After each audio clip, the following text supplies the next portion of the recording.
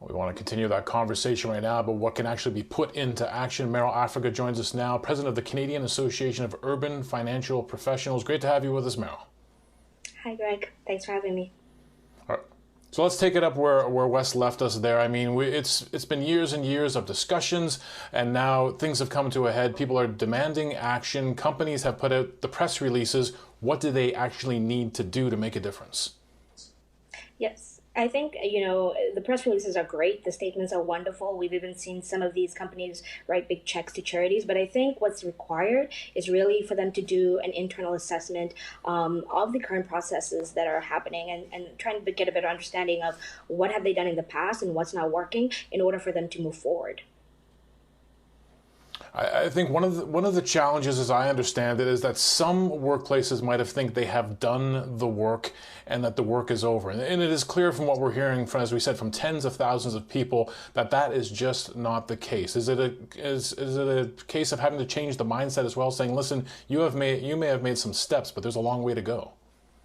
Yeah, definitely, for sure. There are some who have made some great strides. They're leading well ahead of the pack in comparison to others, but there are some that are still lagging far behind. A perfect example of that is just collecting internal data on their employees based on race and ethnicity. Some companies are still not even doing that, and that's required to be reviewed in order for you to have a real understanding about where is this glass ceiling that is stopping Black professionals from really moving up in your company, and what is it that they're experiencing that's stopping that? What is it culturally that's happening within your company that is contributing to the lack of mobility of Black professionals on Bay Street?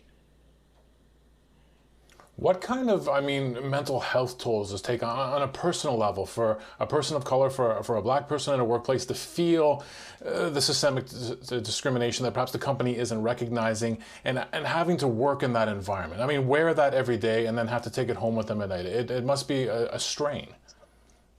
Yes, for sure. I think a lot of us, a lot of people don't think about the fact that, with the George Floyd murder, that happened on Monday. The protests happened on Tuesday. And then we had, the local incident with Regis Paquette happening on Wednesday. And this is in the same month where we had the deaths of Ahmaud Arbery, Breonna Taylor, on top of having to deal with, COVID-19. And so I think where companies can really excel is in ensuring that all the mental health resources that they do have are also focused on the Black community. So ensuring that they're not just generic programs that they offer to everybody, but really working with consulting firms owned specifically by Black professionals to really tailor the resources so that they actually are impactful to the Black professionals who work for them.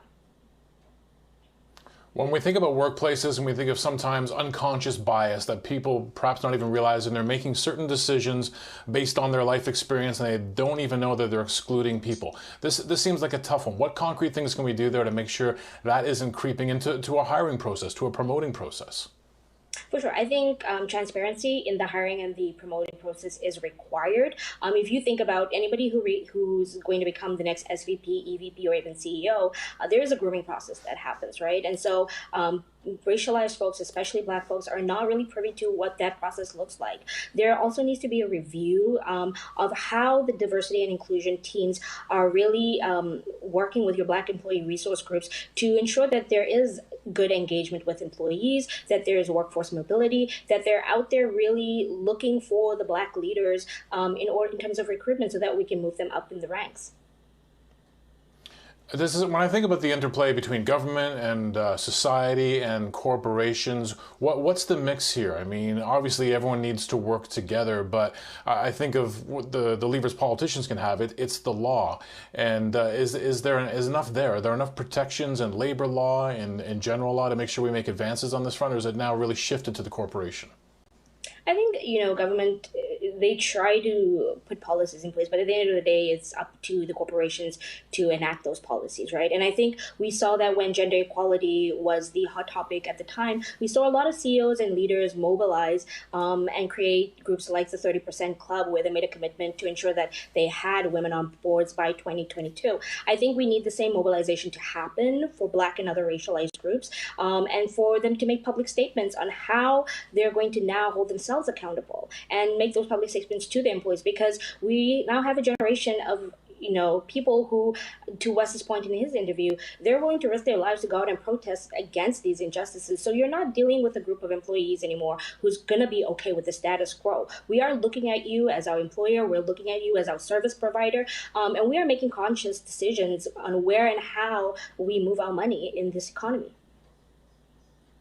Meryl, before you go, I want to ask you, how concerned are you, the news cycle being what it is, that we have a moment here to discuss this and try to make real change, but that the moment may pass, at least in the media eye? Do you think we're at a point where things can change for the better?